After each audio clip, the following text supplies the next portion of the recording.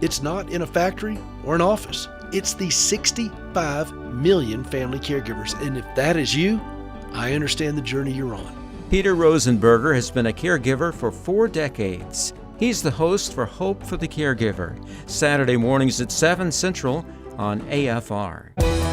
This is American Family Radio, a listener-supported ministry of the American Family Association.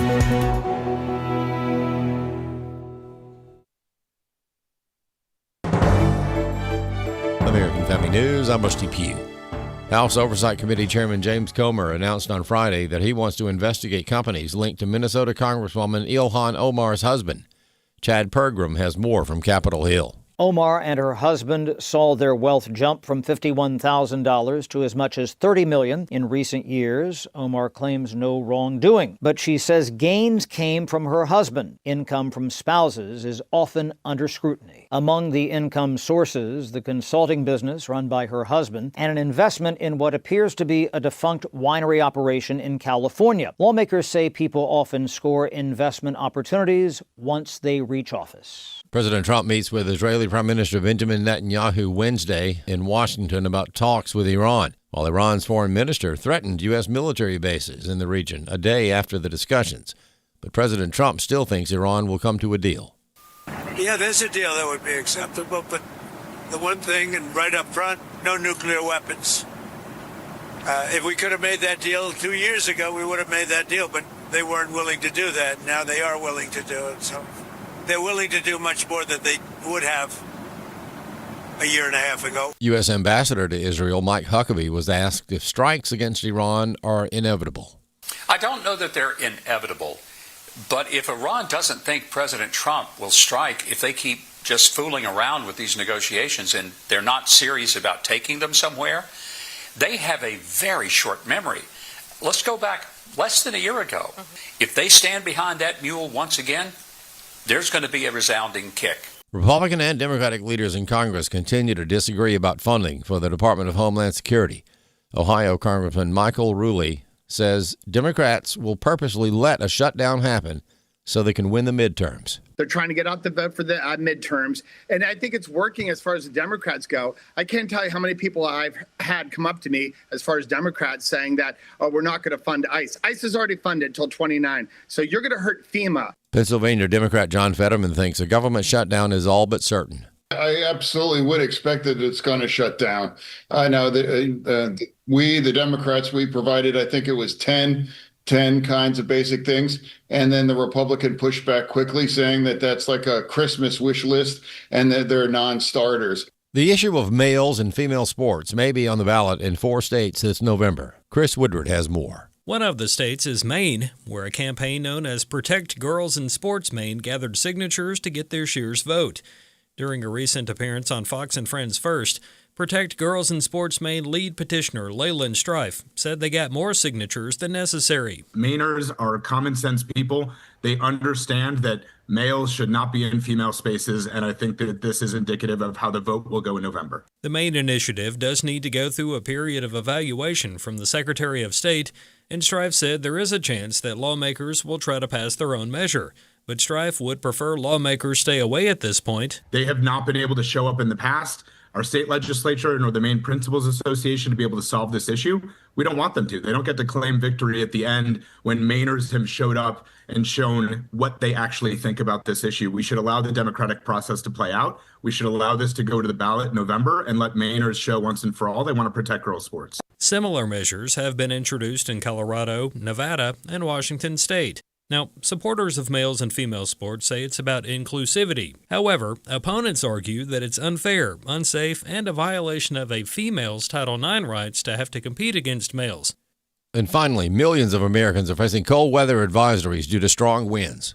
We've got cold weather advisories. This is all across portions of New England and getting into some of those interior areas. The coldest air out there, upstate New York, New Hampshire, anywhere from negative 25 to negative 35 degrees early this morning, driven again by a whole lot of winds. But warmer air ultimately is building in the middle part of the country. We're going to see it today, and actually some of these will be record high. So this is getting into the plains, Iowa, Missouri, Nebraska, temperatures in the mid 70s, the upper 60s. These would be record highs.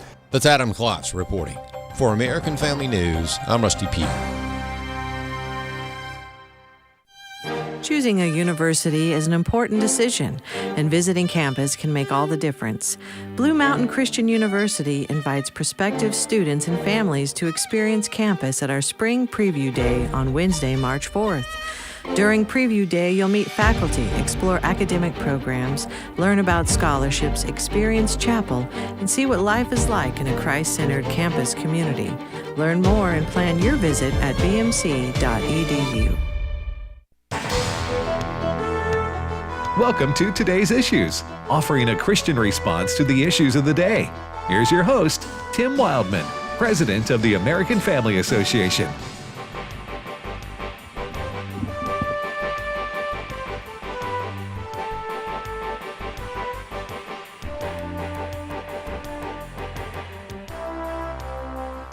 Hey, good morning, everybody, and welcome to Today's Issues on the American Family Radio Network. That's the name of this show. Today's Issues. This is Monday, February the 9th, 2026. We thank you for listening to AFR.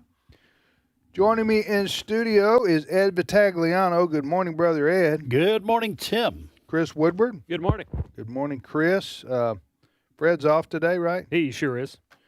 His rocker. And he's at home rooting on Team Canada in the Olympics. Oh, hey, that's right. He's probably a big Winter Olympics fan. But the men don't start playing until Wednesday, I think. Are you talking about hockey? Hockey. Yeah. It's winter 13 months out of the year in Canada. I was talking about the just the general Winter Olympics.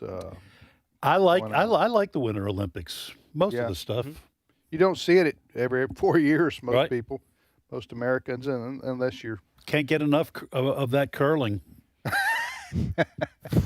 I watched a little bit last night after the Super Bowl was over, which was really over in the first half. Yeah. As far as who was going to win or not. But I did watch some of the downhill skiing. I would say those people who do that are insane. Who do that? Yeah. And that doesn't mean they're bad people. Right.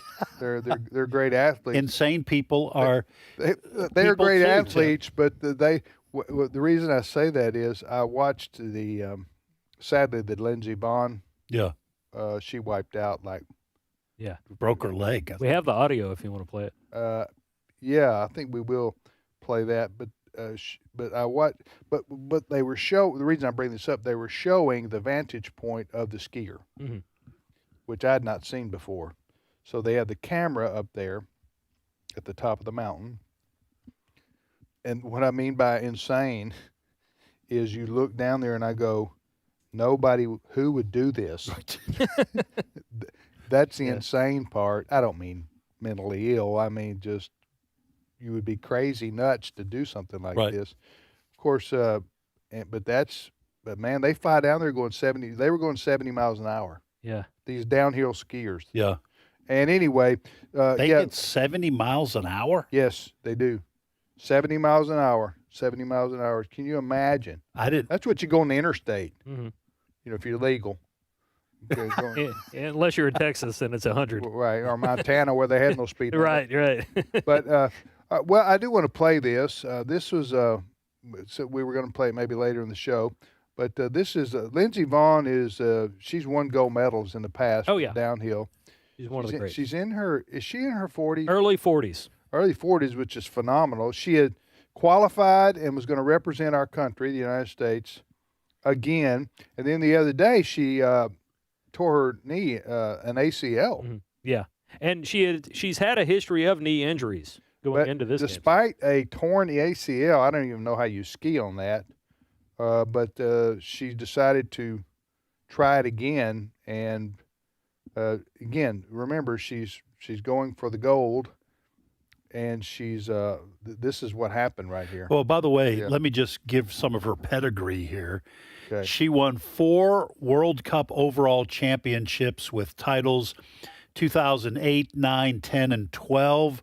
Won the gold medal in downhill. ski racing, I guess, at the 2010 Winter Olympics, the first one for an American woman. She also won a record 8 World Cup season titles in the downhill discipline, 5 titles in Super G, 3 consecutive titles in the combined. Those are types of events. You're telling me she skied in the 2010? Yeah. Yes. She's been skiing for She won long time. World Cup overall championship starting in 2008. So she's been around for a long time. That's 18 years of world-class competition. Yes. Lindsey Vonn, a legend of the sport. Okay. Okay, so we're about to hear what happened yesterday, and as she's trying to basically ski 70 miles an hour down here on one leg, in essence. Yeah. Okay, here's what happened. Lindsey Vonn, a legend of the sport. Here she goes. I saw today earlier a little interview with her. She said there's nothing to leave behind. She's going to give it. Oh, no! Oh, goodness me! This is a disaster. Oh, a massive crash. Oh, she's. So she crashed. I have not seen it. I'm gonna watch it at lunch. You said you saw it. Oh, it was terrible, and I thought she was more injured than she was. She broke her leg. I don't know if it's the ACL leg or the other leg. I don't know, but they had to airlift her now. And she had surgery, didn't she? Airlift her in a helicopter. So I told Allison we were watching this. I thought that's more dangerous than skiing. Yeah. To me, that would be more scary. Of course, she wasn't. But so she's airlifted from a helicopter to a hospital or to an ambulance or something like that. So you didn't see it? I did not. I knew about it. I read about it. Well, remember the Wide World of Sports on ABC? That goes back a long time before 24/7 sports channels. But you remember the intro to that? There was a downhill skier. Yeah, with the that was when they came off the ramp. With the ramp and the guy. That's the agony of defeat. Yeah, the agony. The agony. You had the thrill of victory, and the Jim agony of defeat. I will say I've had the agony of defeat sometimes when I've been out in the yard too long or something. Your feet begin to hurt. But no, that guy, he face planted. And these, like you said, these are extreme sports for brave souls who have been doing this all their lives. I'm guessing that Lindsey Vonn didn't start off going down a big hill like that. Right. She worked her way up, but I did not know. Worked her way up to go down. 70 miles an hour. That's no wonder people get seriously hurt when they wipe out. I'm amazed by like the luge and the skeleton. Like when the only about that's the luge. Actually a ride at Disney World. Well, that's like I don't even know who dreamed that stuff up a long time ago. The luge and the skeleton. That's from the Pirates of the Caribbean. Right. When the only thing between you and Jesus is the cookie sheet that you're like skiing down the tube of ice with, that's a bold move. Yeah. Anyway, the Winter Olympics. Yes, good point, Chris. The Winter Olympics are taking place, and so the hockey, which you're most interested in. Now, the girls' hockey I've watched a couple of the replays of the girls. Yeah. The U.S. Women's hockey team. That's already started. Okay. The men's start, I think, on Wednesday with their hockey Is Bugs Bunny going to be in that competition? Bad Bunny. Bad Bugs Bunny. All right, so last night, of course, the Super Bowl took place in California. Wasn't all that super. And it was kind of a dull game for the most part. A few big plays here and there. The old expression, defense wins championships. It also makes for a pretty boring Super Bowl. Yeah.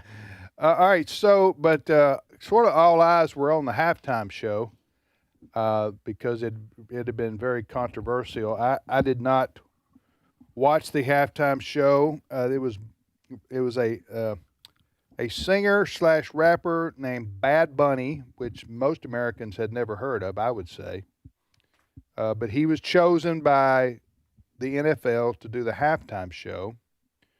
And because of his criticisms of, I guess, ICE and the immigration laws of America. Correct. He was and his outspokenness on those things, and the fact that he was not an English-speaking person. Yeah, he often performs in a dress too. Does he? Mm-hmm. But he didn't last night. I'm not sure. I did not watch. I did not watch either. Well, we would have heard about it. Yeah. I didn't watch had it he performed either. it. Anyway, so that was the halftime entertainment for the Super Bowl. When this was announced, now the fact that he doesn't speak English to me is, or does it? No, he doesn't. I take that back. I think he does speak some English, but he doesn't sing or perform in English, which I thought for an American event. Now, granted, the Super Bowl is watched worldwide. Yeah. And the NFL is trying to broaden they want to be more than the NFL. They want to be the International Football League in terms of they want to grow their sport, have more eyes on their sport, make more money, right? Mm-hmm. So I can understand that, but to have a performer when you're really trying to appeal to the United States audience who doesn't sing in English was a real barrier to me. But I guess people just wanted to watch him dance around. Anyway, the point is that the Turning Point USA, that is Charlie Kirk's organization, the late Charlie Kirk's organization, announced a couple months ago, because of it was Bad Bunny and for all the reasons I've just mentioned, his leftist politics and his criticisms of the United States, particularly President Trump and immigration, they were going to offer an alternative, right? Correct. And that alternative garnered 5 million plus viewers? Just on YouTube. It was on some other platforms and networks. So the 5 million figure, as I understand it, is just from YouTube alone. It might be more when you factor in the eyeballs that were on other products that were airing the same program. Did you watch, Chris? I did. I watched it in its entirety. It was interesting for me because Kid Rock was one of the performers. Kid Rock was popular back in your day. Yes. Now I did graduate high school in this century, but in the late '90s, when I was starting high school, that's when Kid Rock entered the realm, and became Kid Rock and all this other stuff. So it was interesting for me when my teen and tween daughter were like, "Who's this guy again?" And I said, "It's a long story." Kid Rock is 55 years old now. I mean, he's not a kid anymore. He's 55 years old. Anyway, he was sort of the headliner for this Turning Point USA alternative halftime show last night. I didn't watch. I was eating my steak and Caesar. Yeah. But Allison, my wife, she had it on YouTube. Yeah. And she had it on YouTube on her phone while we were eating dinner, and just basically to support their event, their effort to have a counter event. Yeah, because we didn't really follow any of the singers that were on there. I told her last night. I told Allison. I said, I know every generation thinks that their music was the best. Right. That's true of every generation, right? And most of them are wrong. But most go ahead. of them are wrong. But if it's not 70s music from the 1970s or maybe early 80s, I'm really not interested in pop music. Right. Now that doesn't, I'm not judging anybody. I'm just saying for me, for most baby boomers, it's not going to get any better. And as far as pop music and rock music, than that era. Am I right? That's my opinion. Can you back me up here, baby boomer? That's my opinion. I do like when I hear songs from later times, 90s, 2000s, even current music. I think, oh, that's nice. I like that. But in terms of a decade's worth of music, I don't think you can top the 70s. Right, but the problem is, if the NFL were to try to get some of those people, they can't walk. Let alone sing. Listen, I'm still trying to wrap. They need a walker. I'm still trying to wrap my mind around Chris Woodward's statement that he started high school in the 90s. Yeah, I'm sitting next to somebody who started. I started. Call moving on down life's road, Ed. Well, if it makes you, and you can see the end of the runway. Oh, I can see it. It's coming. If it makes you feel better, it's coming like a downhill skier. Someone once commented at the bottom of one of my news stories. This is a few years ago, but somebody commented at the bottom of my article, "Okay, boomer." And I was like, hold on now. You're not a boomer. To be honest with you, I don't think most people care about who the halftime show is. People are going to watch the Super Bowl. Now, you do have people who are casual observers of football. They don't watch football necessarily during the season, but the Super Bowl is an event, right? Yeah, it is. Right. It's a worldwide event, so they're going to watch. So they would be. I think the NFL. Again, I'm not. I think the NFL made a big mistake right here. But, I do too. But I don't think that people tune in for the halftime show, except for those casual observers, and the NFL wants to draw those people in. Okay, I'm not exonerating the politics of the NFL. Right. I'm just telling you the financial motivation for choosing somebody like this guy would be to broaden the horizons of their empire. Which he's incredibly popular. Oh yeah. We don't know who he is, but he is like the most downloaded artist in the world for like 3 or 4 years. And that probably has to do with the fact that his popularity is outside the borders of the United States. Yes. As well. Right. So he's from Puerto Rico. He's carrying a Puerto Rican flag during this event. I just think I'm not opposed to having an international artist, but I just think they got to be able to sing in English so that the people can. And I will say this, and I haven't watched a halftime show for the Super Bowl or any event. I don't, in probably 10 years. So I couldn't even tell you who it was last year. I think what's becoming increasingly irritating, at least it is for me. I'm with you, brother. Granted, I'm an old dude, okay? Right. Is I'm getting tired of politics invading sports. It started in 2020, maybe goes further back than that. 2020 with all the kneeling during the national anthem and all that kind of stuff. I'm not saying people don't have a right to their opinion and to express themselves. It's just getting irritating. And honestly, I watched some NFL games this year because the team I root for, the Rams, had a good year. But I've drifted away from the NFL since 2020. I used to be a pretty avid NFL fan, but what they did starting in 2020 turned me off. And I'm not saying I'm morally superior to anyone who likes the NFL.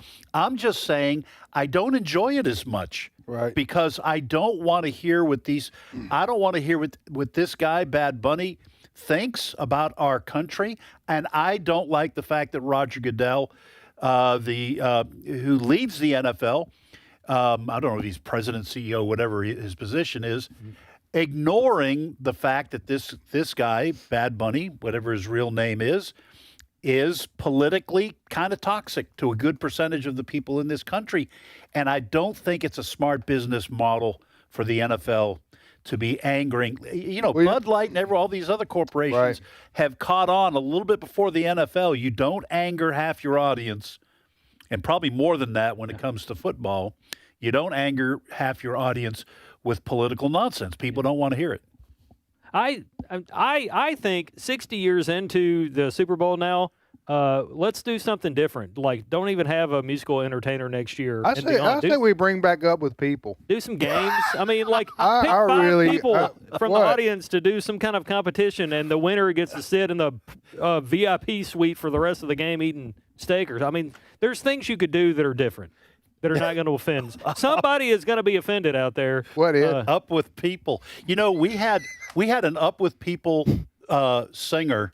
For people who remember that, when I was in high school, stayed with my family. Yeah. And because they were coming through to sing in Boston or something. Yeah. So and it was a girl from France who was in this Up With People thing. Yeah.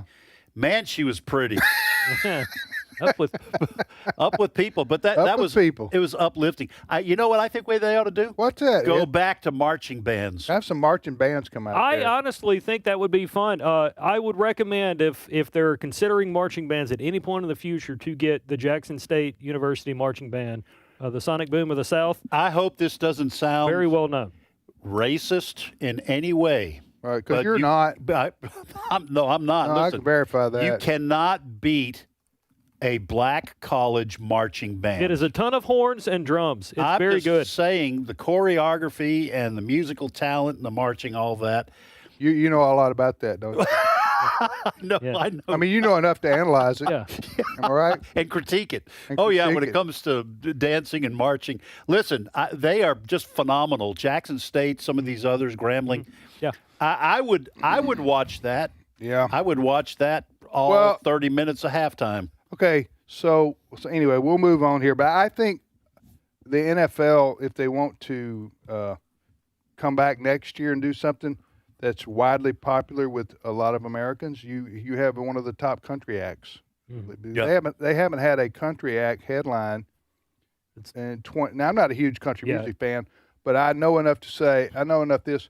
They're looking for somebody that's popular with the general public. Correct. Okay. Right. Yeah. And so I think if they came back with somebody like Kenny Chesney, or You know why I don't think they will? Why? Because generally speaking, and I don't know much about country music, but I know people who do like it, and these are pro-America people. Right. I think the general feeling is that country music is too pro-American and too I love America, too patriotic. And I honestly think the NFL, the people running it, are too woke to allow a pro-America singer. That's terrible. The last serious? time, I do think that. Oh, yeah. The last time somebody from the country genre performed in the halftime show was Shania Twain in the early 2000s. By the way, the last 70s act was The Who back in 2010. And then he's more or less known for 80s material, but Springsteen did the Super Bowl back. I think he did the Super Bowl halftime show the year the undefeated Patriots were defeated by the underdog New York Giants back in 2007 or 8. Yeah. All right. Well, we'll see what they do next year, but more on how we decide to save hopefully the it's somebody NFL that's not of itself. so critical of our country. Right. I don't like that. Yeah. And I know I don't know if we're going to get to it today. There was some American athletes in the Olympics that. Mm-hmm. Yeah. Listen, but I don't. We probably don't have time to deal with that right now because I'm going off on them too.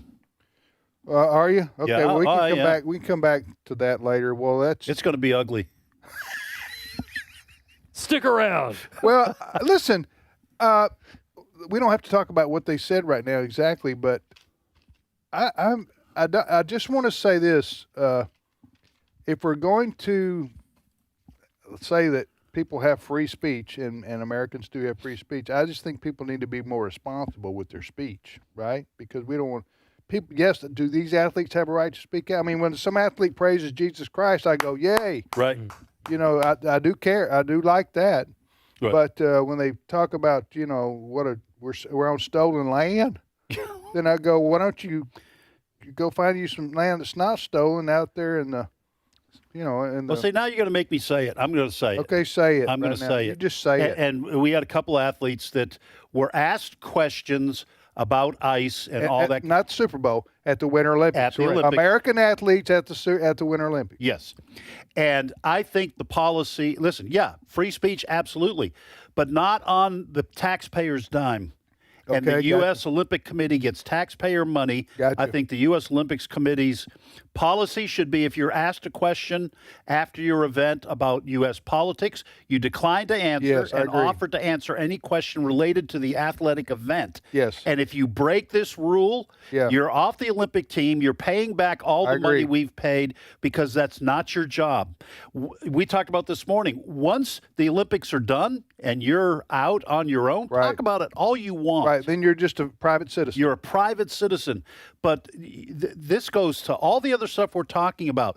This is that you're getting taxpayer money to go over there, have a good time. Yes, you train, but you don't have a real job like a lot of people. Right. And you're representing all of us. Your dreams are being underwritten by everybody. Right. So decline to answer or else. Right.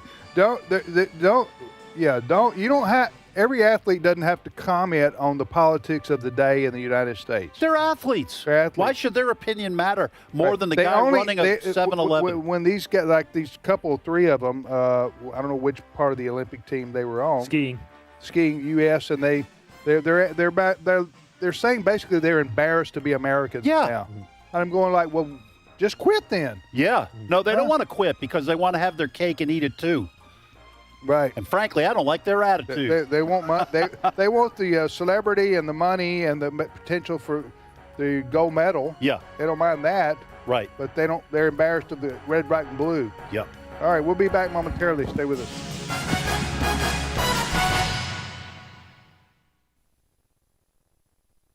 It's my turn.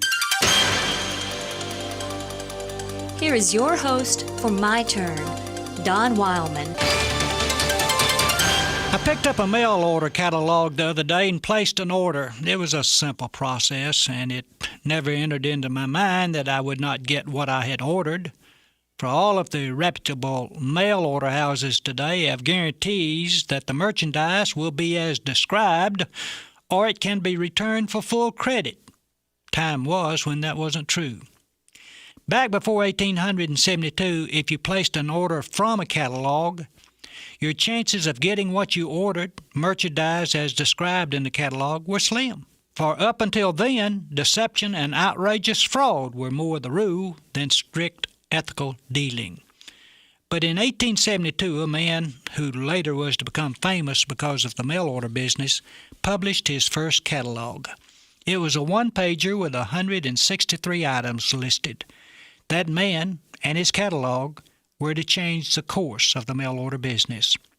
By 1875, he had increased his catalog to 72 pages, and the 1875 catalog carried in it an ironclad commitment to his customers.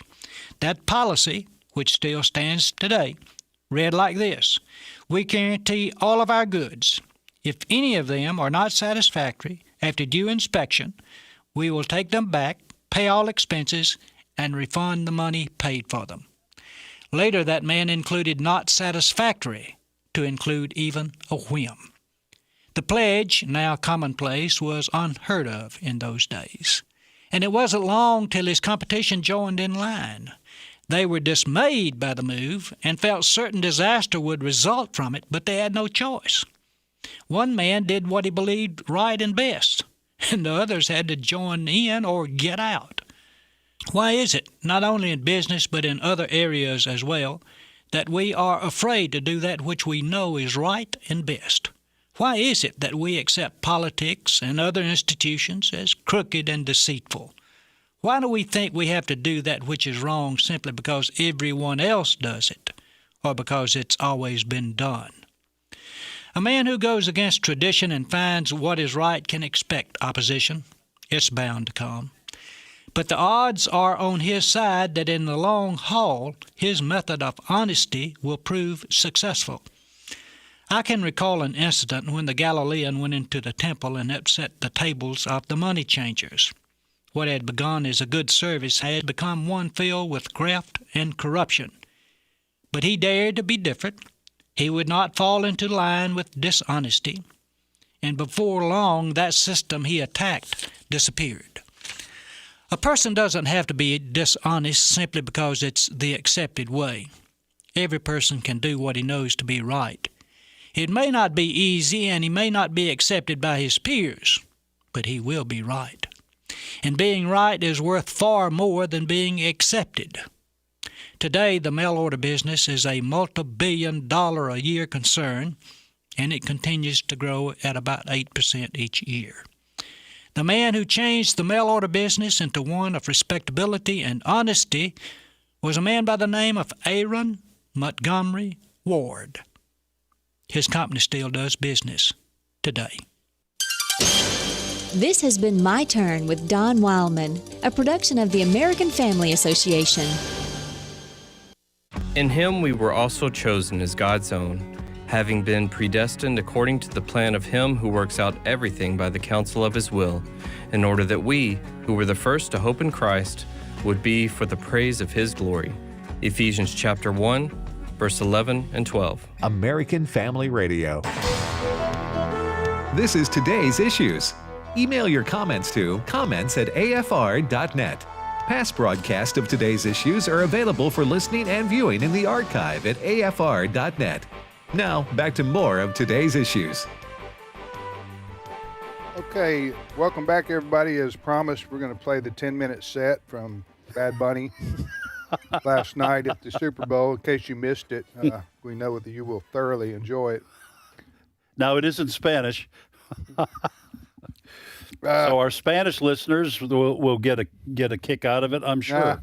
So anyway, not in the words of George H.W. Bush, not gun that. Right. I was just kidding. It's rare for me, but I was just kidding around. All right, so we were talking about the halftime show at the Super Bowl and the fact that the Turning Point event got 5 million plus viewers just on YouTube. Right. So I don't know. They maybe got 6 or 7 million total. So that's quite impressive.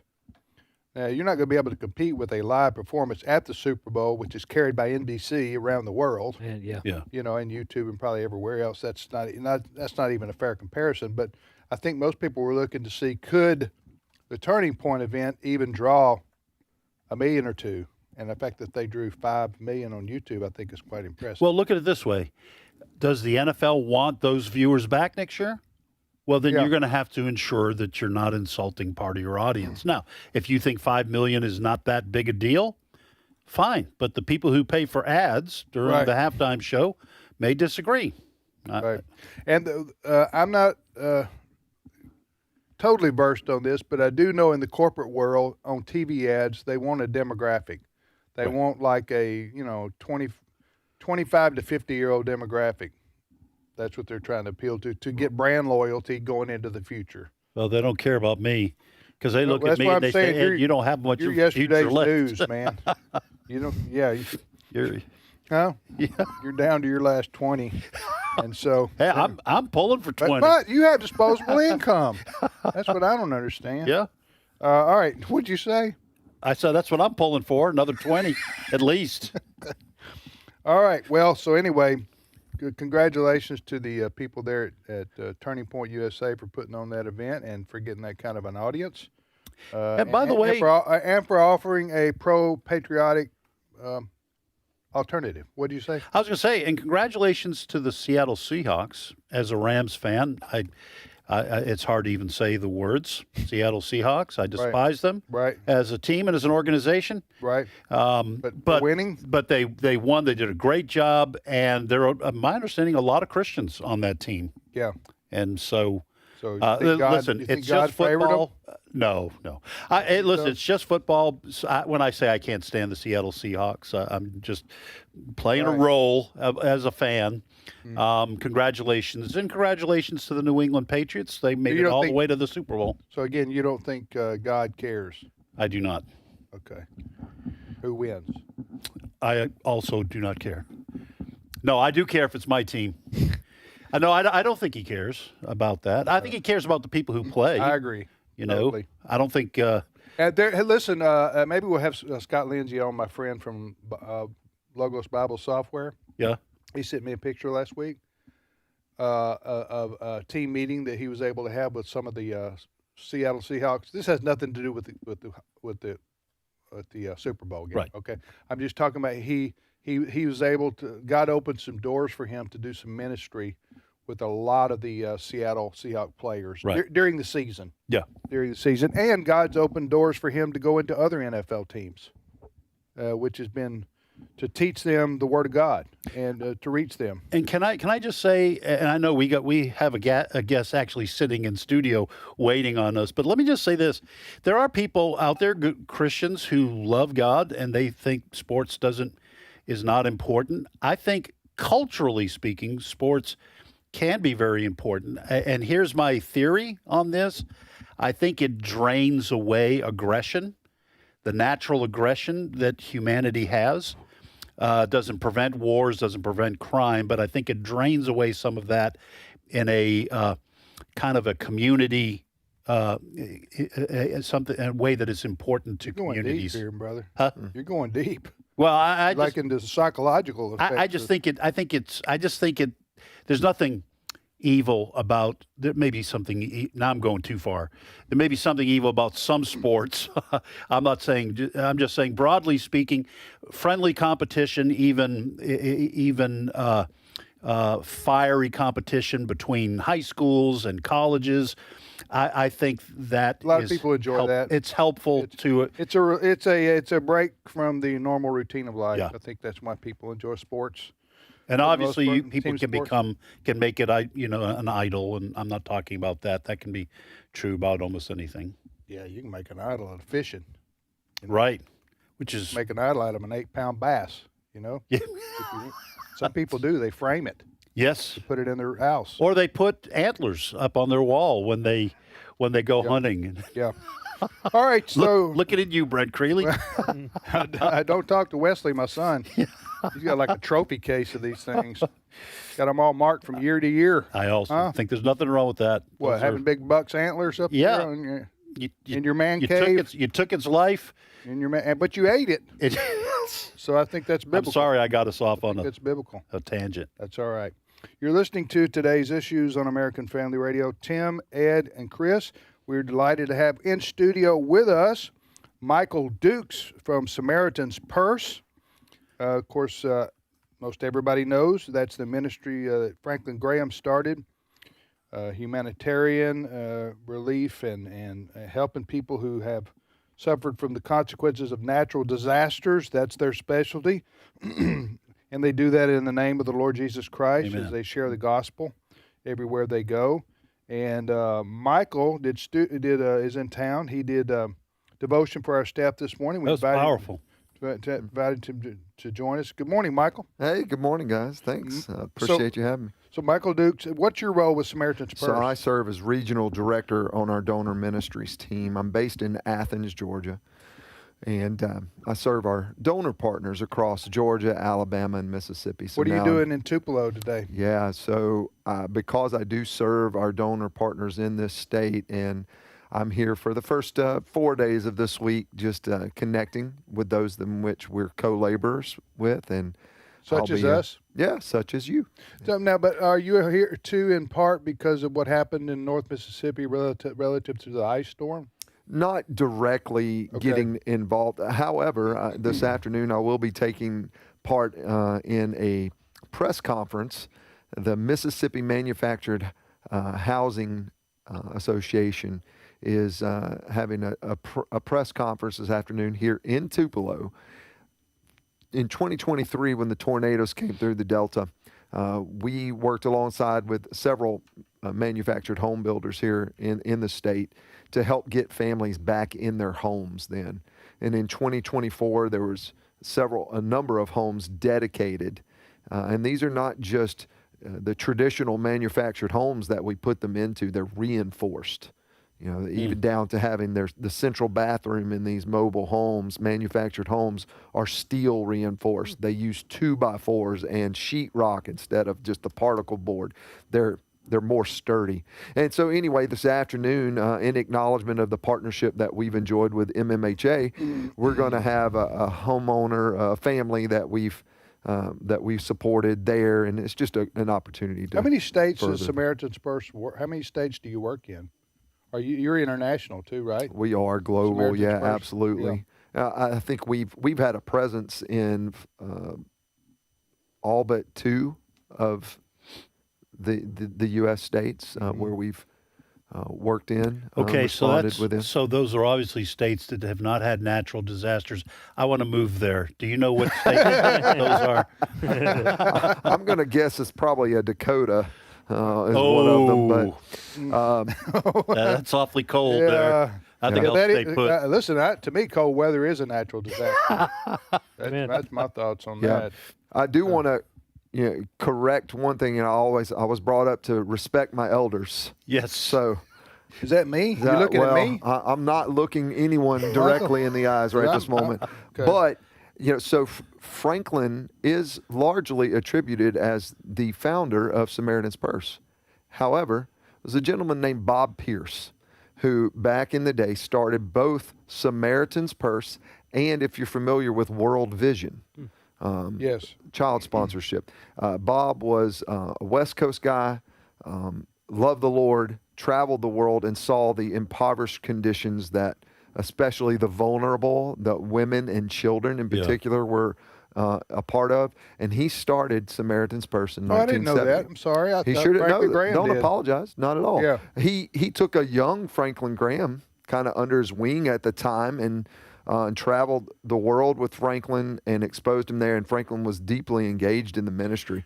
And then Bob passed away with cancer in the late 70s, and it was 1979 when But Franklin's the CFO now, right? Or CEO, right? He was in 1979. No longer? Asked to become who's the CEO today? No, Franklin He is? is Okay, president, Franklin Graham. CEO. Yep.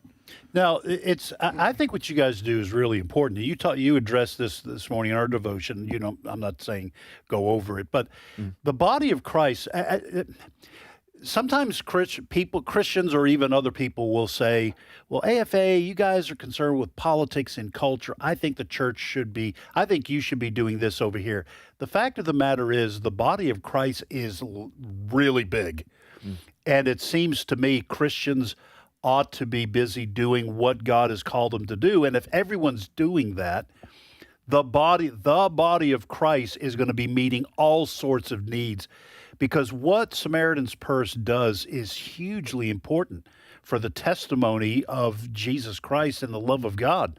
Because when you come and stand next to people who have nowhere else to turn, sometimes, most of the time, government can't help them or fails them, but to have the hands and feet of Jesus helping them in a moment of crisis and then sharing the gospel so they understand the love of God for them even in the midst of trial. That is just such an important ministry. One of the reasons why I believe the Lord's hand has remained so firmly upon this ministry is because of just that. Every focus, centrally speaking, everything that we do, it's gospel-centric. Right. From Operation Christmas Child and those shoebox gifts that travel around the world into 100-plus countries every year, we call them gospel opportunities. It's easy to look at that, right, and see the evangelistic aspects of that ministry. But how do you connect the gospel to giving a hive of honeybees to a northwestern family in Iraq, in northern Iraq, right? How do you connect the gospel there? You're showing up in most times for us, it's in moments of great need, moments of desperation. And what has become typical for especially the American church is we're going to show up and we're going to be the Savior. Right. Come riding in and we're going to fix it for you. Where we say we're going to come in, we're going to show what compassionate and loving care looks like. We're going to be ultimate respecters of the law of the land that we're in, but unapologetically coming in Jesus' name. And we're going to, through that care, through running to the ditch, show the love of Christ. And at some point, the question will be asked, why would you give up your comfort and put yourself here? And when those questions come, boy, we're ready. And you don't back off that. No, not at all. Unapologetic. Michael Dukes from Samaritan's Purse. Your home's in Athens, GA, right? That's correct, yeah. How long you lived there? Oh, goodness. We've been there for 13 years now. Okay. Yeah. That was after Herschel Walker. It was a little bit after Herschel Walker. It was the end of the Mark Richt era and ushered in the Kirby Smart era. Kirby Smart era. It's been pretty good for Georgia. It's been a good ride. It's been a good ride. Pretty good. Not gonna lie. Yeah, it's been great. I like Mark Richt too. Great Christian guy. Wonderful guy. Hey, pray for Coach Richt. He's been battling he's still just. I saw him at a Christian Men of Athens event about a month ago, and still just is serving and loving. And those players that he had him, they'd still run through anything for him. Talking about Mark Richt, the former coach of Georgia and Miami. That's right. That's right. All right. So Michael Dukes is from the Samaritan's Purse organization, and of course we support Samaritan's Purse. We support the 8 Days of Hope organization too, and just the wonderful work of anybody doing helping folks in the name of Jesus Christ. We support. Thanks so much. What is your website, Michael, for folks who want more information? Yeah, if anybody wants to go out and get more information on Samaritan's Purse, just SamaritansPurse.org. And, I know not every listener is here in North Mississippi, but certainly we are grateful that we have been on the ground 24 hours after this winter storm came through, and we're active. We got a ton of families that we are supporting here in North Mississippi and West Monroe, I tell Louisiana, you what, there are a Tennessee. few things. There are a few things. I've never experienced an earthquake. Now I felt an earthquake when I was 10 years old or whatever. That was just for a few seconds. But I've seen the damage that a tornado can do. We all know what hurricanes can do to a big swath of land. Mm-hmm. But I'm telling you, an ice storm can do as much damage or worse when you consider how much land it covers. And this ice storm went from Louisiana all the way up to North Mississippi, to parts of Arkansas, Tennessee, Texas, Alabama. But it seemed like the hardest part hit was our area here, north Mississippi, because I'm telling you, people are just now getting power back. Mm-hmm. And that storm was, 2 weeks ago? Yeah. Or so, and some people still don't have water. It's stunning the impact that an ice storm can have on a geographical area. All right, thank you so much, Michael. Appreciate it, my friend. Thank you, gentlemen. Thanks for coming by. That's Michael Dukes from the Samaritan's Purse organization. All right, I'm Tim with Ed and Chris. You're listening to the radio program Today's Issues on the American Family Radio Network. What's your next story over there, Chris? Well, just to add to your comment there about just Mississippi, I mean, thousands of, maybe even millions of Americans were impacted by that recent storm. In Mississippi alone, 10,574 people are still without power today, 2+ weeks after that winter storm. 10,574. Still? Now, yes, I'm looking at poweroutage.us, which has become a big source. But this is updated? Mm-hmm. Yeah, now that 10,000 plus is down substantially from early last week. 100,000 or something. Oh yeah, right? yeah. I mean, at one point it was pretty much Issaquah County down here in the Vicksburg area, all the way up to extreme northeast Mississippi. The good news is fewer and fewer people, but still 10,000 plus people without power 2+ weeks after a storm. So God bless organizations like the one we just interviewed that have helped people after those situations. And power company responders, and not all from their own counties. They had help coming from elsewhere. Yeah. They worked very hard to get people up and running. Anyway, that's all I had to say about that. What's your next story, Chris? All right. President Donald Trump is going to be meeting with Israeli Prime Minister Benjamin Netanyahu later this week. They are supposed to talk about a number of things, probably that peace deal between Israel and Hamas, but also the subject of Iran is supposed to come up.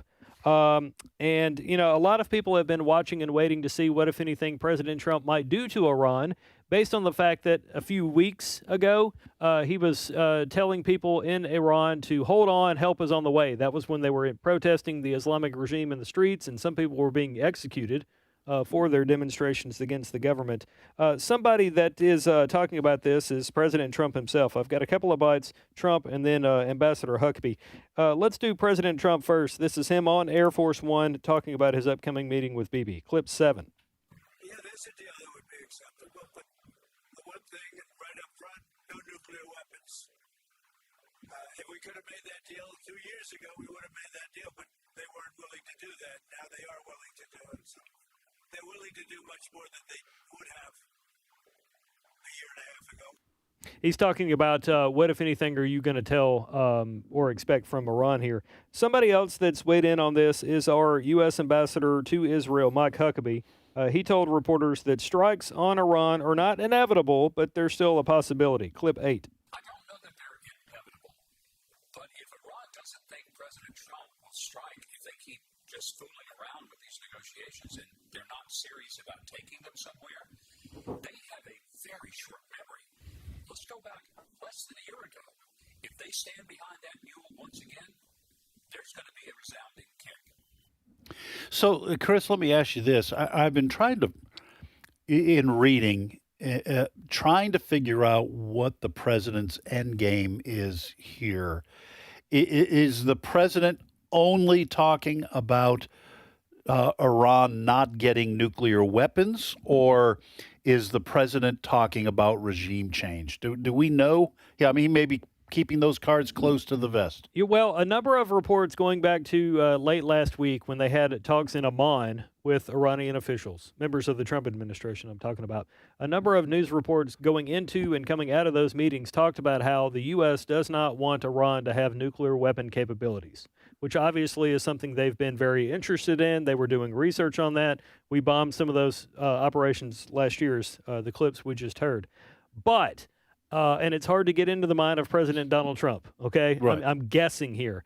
I would think he's probably also in favor of regime change because much of the unrest we see today in the Middle East is because of the Islamic regime that's running Tehran. Yeah. And, you have a lot of the other countries over there that are, yes, Muslims, but they're Arabs, whereas the Iranians are Persians, and they're a different kind of Islam than, say, Saudi Arabia and some of the other countries.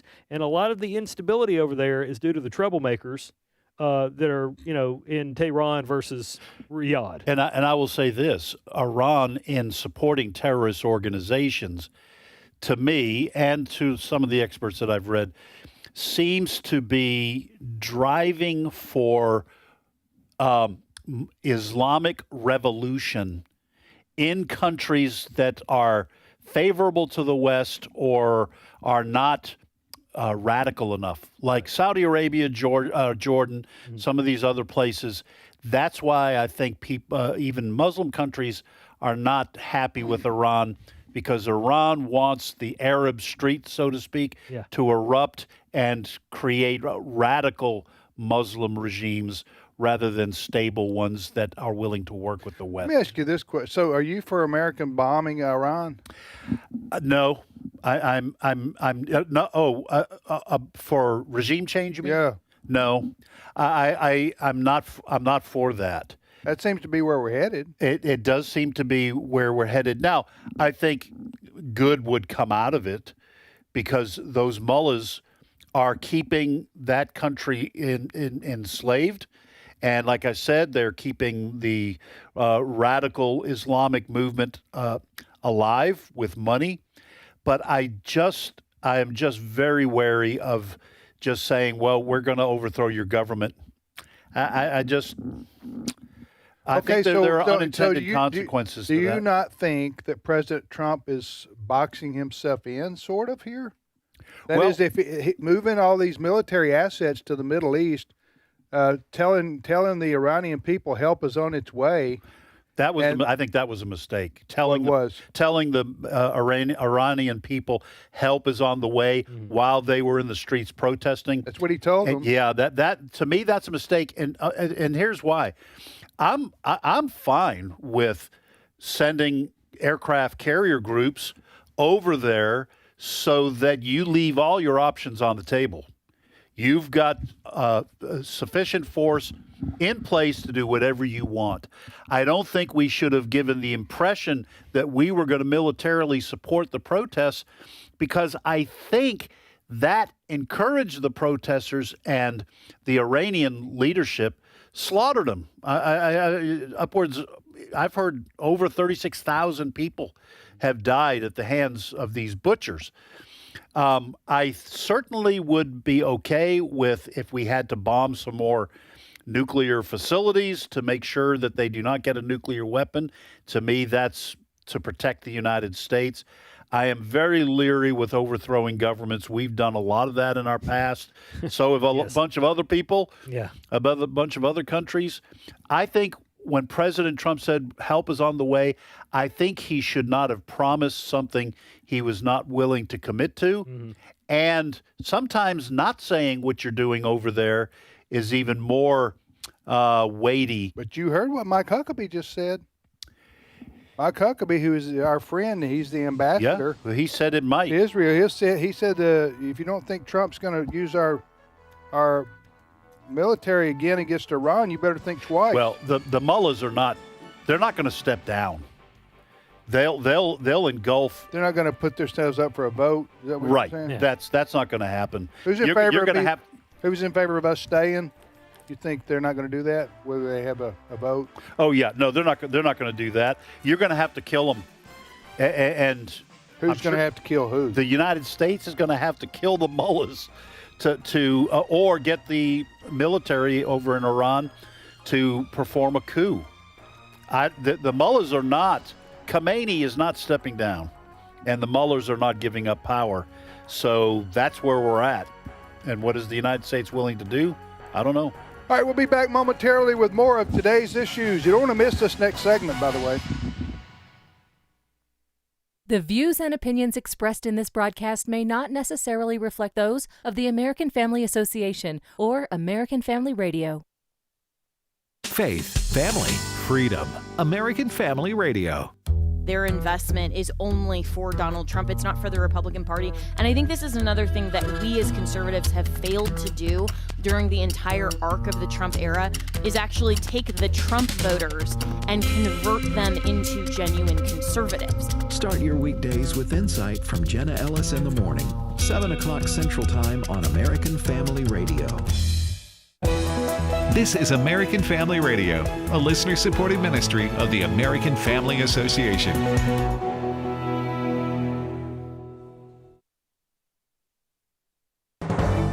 American Family News, I'm Rusty Pugh. Virginia Democrats moving forward with a plan to gerrymander that state's electoral map, which would potentially give them 4 more seats. Mike Emanuel reports. The complaint from Virginia Republicans is new Governor Abigail Spanberger campaigned like a moderate but is governing from the far left. Spanberger is backing a plan from Democrats to redraw the congressional map, seeking to hold 10 out of Virginia's 11 congressional seats, while the current split is 6 Democrats, 5 Republicans. Texas Senator Ted Cruz reacting on X, a brazen abuse of power and an insult to democracy. 47% of Virginia voted Trump. They will now get just 9% of the seats. 52% of Virginia voters voted Harris. Now they get 91% of the seats. Congressional leaders in both parties are negotiating to try and avoid another partial government shutdown. The two parties have until February 13th to come to an agreement on funding for the Department of Homeland Security. Florida Congressman Carlos Jimenez says he hopes President Trump and Senate Minority Leader Chuck Schumer can come to an agreement. If not, then we'll have a partial government shutdown. 94% of the government is already funded. We're talking about 6% that will shut down. Unfortunately, that 6% includes TSA, Coast Guard, et cetera, and FEMA. Florida is no longer offering driver's license exams in languages other than English. Dana Marie McNichol is in Miami with the story. Until now, tests were offered in non-commercial driver's license for multiple languages. The Miami-Dade tax collector said last year more than 66% of drivers who took the exam in Miami-Dade County did so in Spanish. And in Florida, 1/3 of residents speak a language other than English at home, according to Census Bureau data.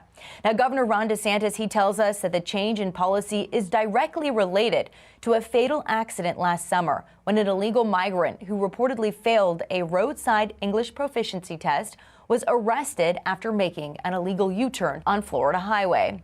The Providence, Rhode Island Police Department has released new body cam footage from a December 13th shooting at Brown University. Providence Mayor Brett Smiley says it was a long process for the footage to be released to the public. Both maintain our commitment to transparency, to respond to requests from the media, and the public's right to know exactly what happened, but also balancing what we know are potential really serious downside effects of releasing some of this information. An expert on communist China does not believe the Beijing regime is militarily prepared to invade Taiwan. Chad Groening explains why. President Trump plans to travel to China this spring, and the Chinese have made it clear that the future of the island democracy of Taiwan is the most important issue in China-U.S. relations, emphasizing that China, quote, will never allow Taiwan to be separated from China. And communist dictator Xi Jinping is not happy with the December announcement of President Trump of an $11 billion arms sale to Taiwan. In a recent 2-hour phone call, Xi told Trump that, quote, the U.S. must handle arms sales to Taiwan with extreme caution. Gordon Chang is an Asian policy analyst and author of Plan Red, China's project to destroy America. He says many of China's senior military leaders have been deposed and are under investigation. In the most recent round of purges, which was announced on January 24th, it took out 2 officers with operational experience. and actually 2 officers who had actually fought a war, which is China's 1979 invasion of Vietnam. So the Chinese military right now is in disarray, and it doesn't have a leadership, at least for the moment. And Chang says China has never attempted a combined air, land, and sea operation, which would be necessary in an invasion of Taiwan. This is something which is complex for any military, even one with a lot of experience, such as ours. So China would be doing something that has never been tried before. I don't think China's military right now is prepared to do that, especially with all of the dismissals of senior officers. I'm Chad Groening. U.S. stocks are drifting in early trading at 4 minutes past the hour. The S&P 500 virtually unchanged. The Dow down 154 points, and the NASDAQ Composite is up 0.1%. I'm Rusty P. The loss of a child through abortion, miscarriage, or stillbirth affects the emotional health of families. Feelings of anger, sadness, and regret can be overwhelming. There is hope and healing in the aftermath of a reproductive loss. Call the International Helpline at 866-482-LIFE to talk with someone who has been where you are and healed to help others. Your call is confidential. 866-482-LIFE. Today's Issues continues on AFR with your host, Tim Wildmon, president of the American Family Association. Hey, welcome back, everybody, to Today's Issues on the American Family Radio Network. Thanks for listening to AFR. I'm Tim with Ed, and now Steve Paisley Jordahl joins us. Good morning, Steve. Good morning, everybody. So you're donned in all black. Yes, but there's Paisley here. There is Paisley, Steve Paisley Jordahl. Now, my question to you is today Johnny Cash Day? Well, Tim, because you're mine, I walk the line. I don't know if there's National Johnny Cash Day and we all wear black, you know. No. Yeah, it should be, huh? You know what I'm talking about, Ed? Do I know who Johnny Cash is? Yes, but you know he was called the Man in Black? Yo, sure. Yeah. What do you take me for? I don't know. The song was you always told me, it's kind of funny. We're going to go to our guest in just a second, but you told me it was interesting. You grew up in the Boston area. Yes. Right? Or New Hampshire, Boston. Yeah. And your dad was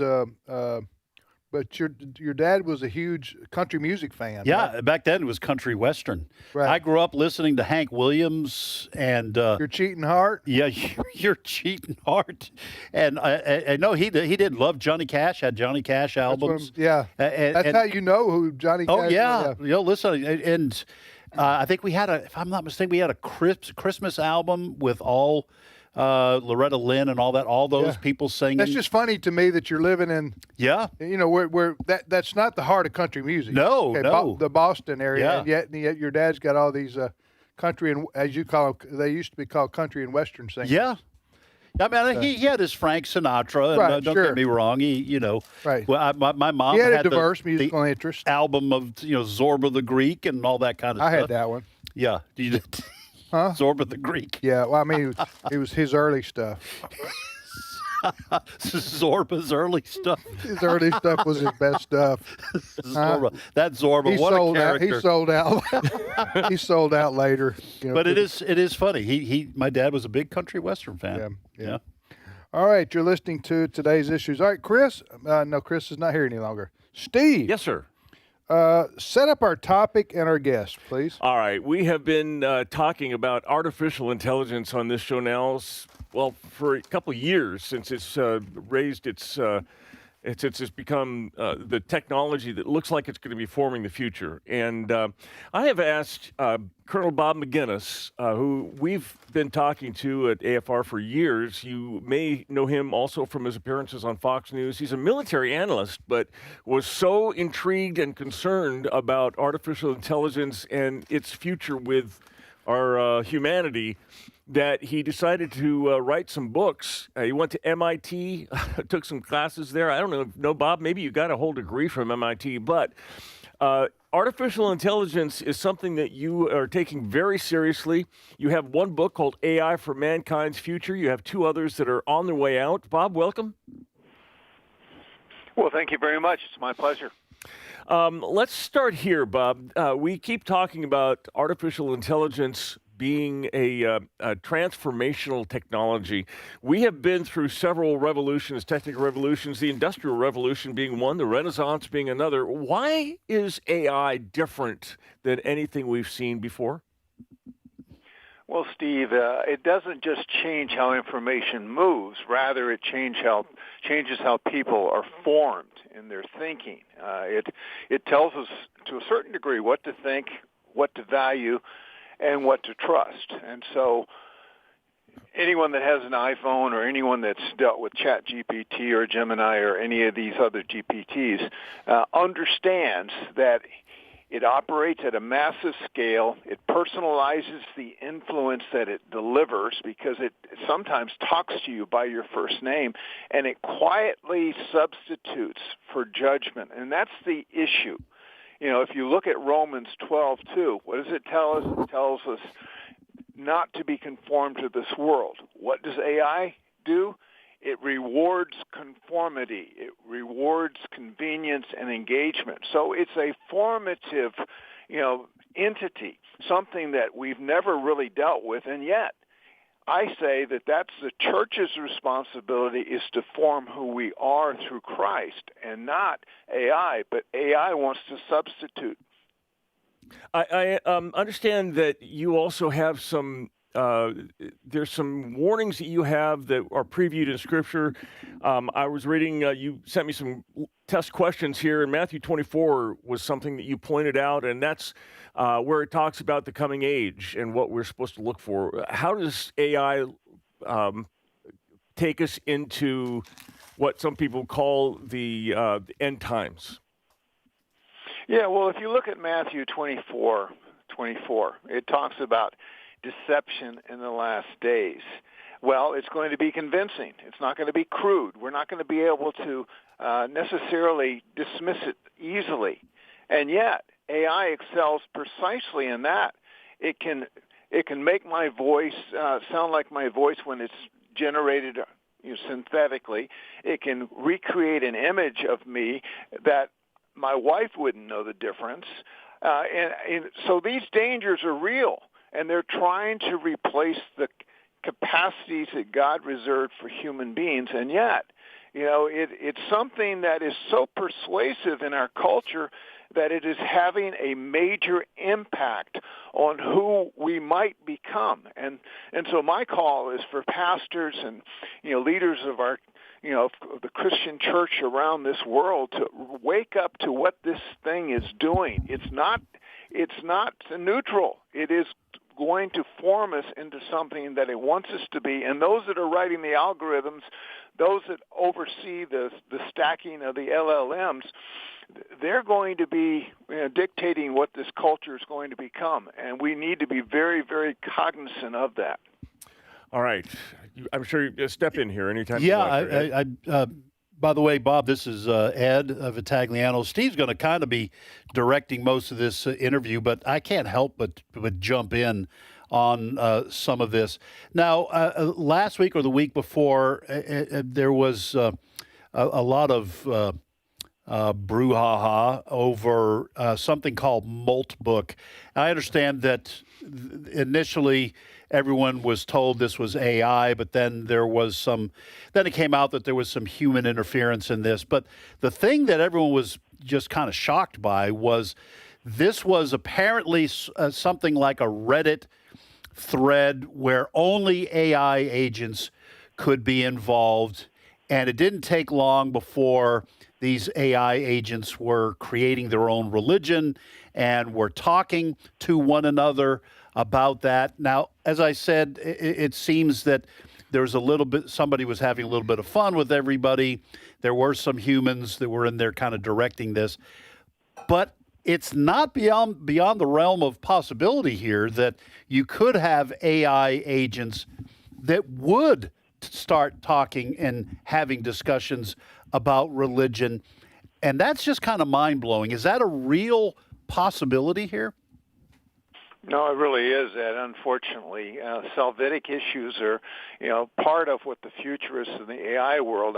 This morning I've been listening to Mark Anderson and Elon Musk and some of the speeches that they've given, just so I stay on top of what the latest futurists are thinking. And the idea of an AI religion is something that's been tossed around and actually created for the last couple of decades, but it's really taking on a new face over the last few years.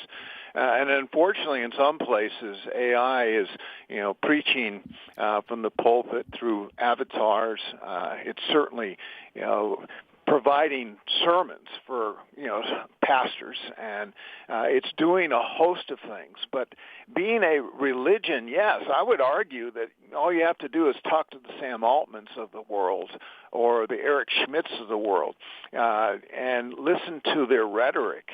They're using rhetoric that is very existential, is very salvific, is very promising for eschatological reasons. This is not something that we in the Christian world should to ignore, because it's trying to reshape not only us, but reshape our children in ways using the technologies of the simple iPhone or the tutorials that they have in classrooms or what they watch on television or listen on their iPods. These things are real, and they're very manipulative, and they're hard to dismiss. Now, this conversation can go in a bunch of different directions, but I'm competent on my laptop and my phone, but there are a lot of people, and so I say competent. I can get by and do a number of things. If I get stuck, I ask my son or my daughter to help me out. But there are people even way beyond, not beyond, but behind me. What would you say to Christians out there who are going, I just don't understand this. I don't even understand how to, change things on my phone. How am I supposed to keep up with what's happening with artificial intelligence? Well, it is a challenge, and I do think that it's important that we become at least discerning about what we embrace and what we don't embrace. We do go to our children often to get help with an app that will give us access to information that we seek. I think there needs to be far more of an education that is biblically grounded, so that we understand that there are dangers out there. We need to maintain our human dignity. We need to understand that we have to serve truth and so forth. But this stuff can be very, very persuasive. It can lie to us straight in the face, be encouraging, and give us reason to believe that it's telling the truth, and yet it's totally lying to us. And, so that discernment has to first come before, I think, understanding of what a GPU is or what some of these data, centers are doing, or what Elon Musk that I was listening to earlier was trying to put these data centers in outer space, and he goes through all the arguments as to why that's important. And then these other people are talking about that mankind won't have to work in a few years because AI is going to collapse the currency and cause life to be very, very different. There's a lot we shouldn't accept, but there is some that we need to understand and learn how to use these tools. So I think a little education. I'd rather hear it from my pastor than from Elon Musk. But unfortunately, I think too many pastors are not really spending the time to understand what we are talking about here. And that's why I wrote the book, AI for Mankind's Future. I have another one coming out, as Steve indicated, the new AI Cold War, which will explain what the Chinese are doing, what our enemies are doing around the world, and what corporations are kind of, cozying up to these authoritarian regimes. And then finally, the third book answers the question, where does AI lead? And that kind of goes to the eschatological issues, but it answers the tougher questions. Does AI have conscience? The answer is no. Does it, really have a soul? Of course not. But yet, we have our young people today, in some cases, that are using AI agents for counseling them because they don't trust their pastors, their parents, or the school counselor. And so there are so many issues here, and that's what I try to wrestle and bring to the forefront, beginning with the first volume of AI for Mankind's Future. But, people need to understand what this stuff is and what it isn't, and then to prepare, because it's going to really begin to change every aspect of life going forward. And we can be left behind, or we can be privy to it and discerning as to how best to employ it. It's funny because I'm writing a series of books called Left Behind, and it's just funny. It's funny that you should mention that, Robert, because nobody knew that. No, I sure didn't. I haven't even talked to you about it, Ed. Yeah, that's a fact. So, listen, folks, if you want to have a starter book and it's thorough, it's got a lot of information in here about AI from a biblical perspective and from a scientific perspective.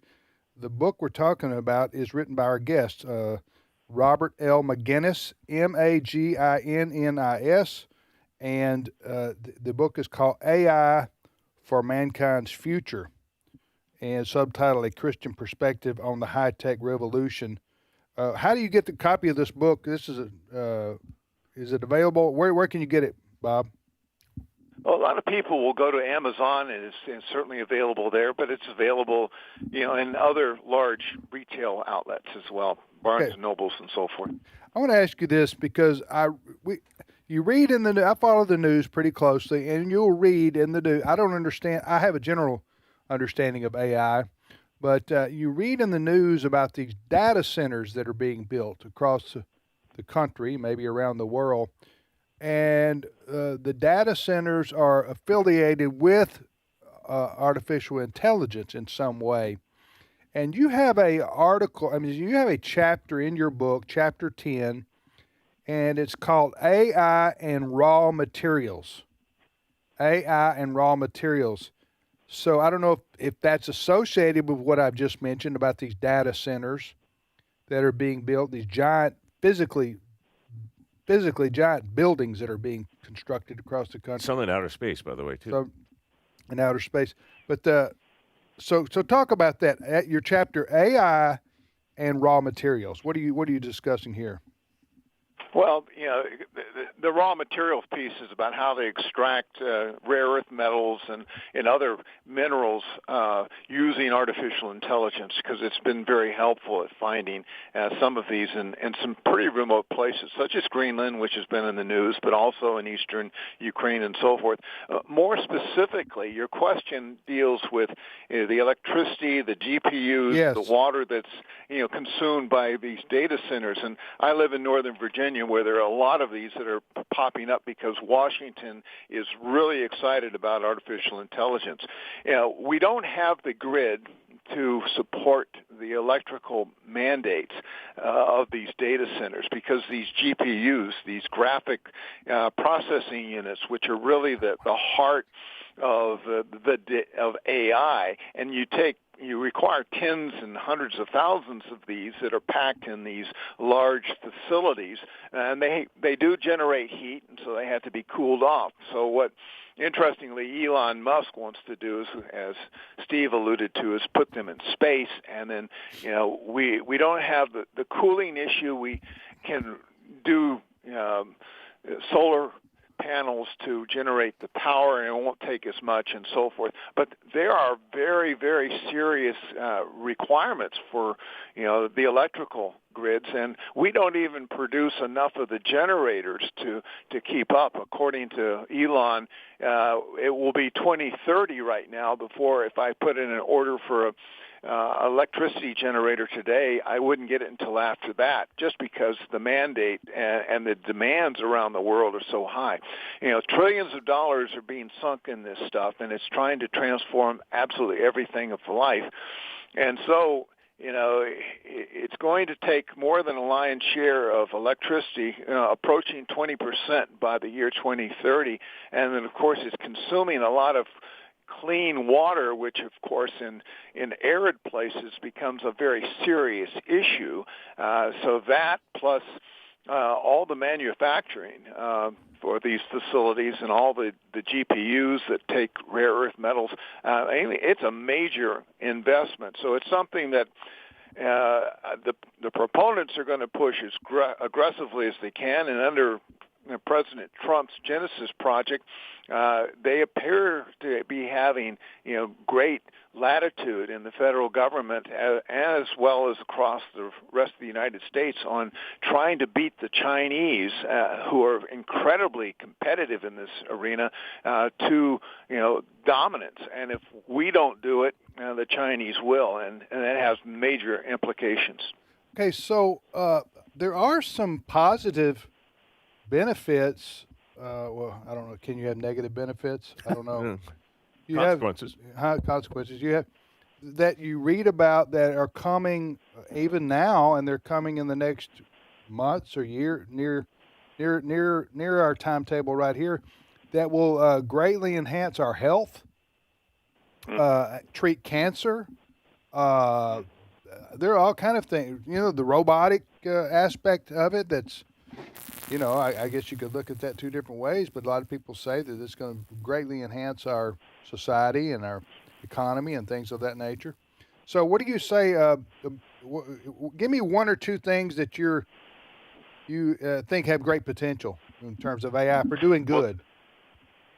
Yeah, there's no question. The medical field is going to be transformed, not only in pharmaceuticals and the delivery, but certainly through detection, CT scans, X-rays. AI can read it far better than even the experts who have many years of experience, just because they are capable in a flash to compare this X-ray that is looking at with millions of others, and be able to ascertain whether or not this particular point in that X-ray is malignant or not. So it's incredible. Our research in the medical field is just transforming how the future might be in terms of delivery of medical outcomes, surgeries, as well as pharmaceuticals, as well as actual palliative care of people that need care through, instead of a nurse, through a robot. I want to end here.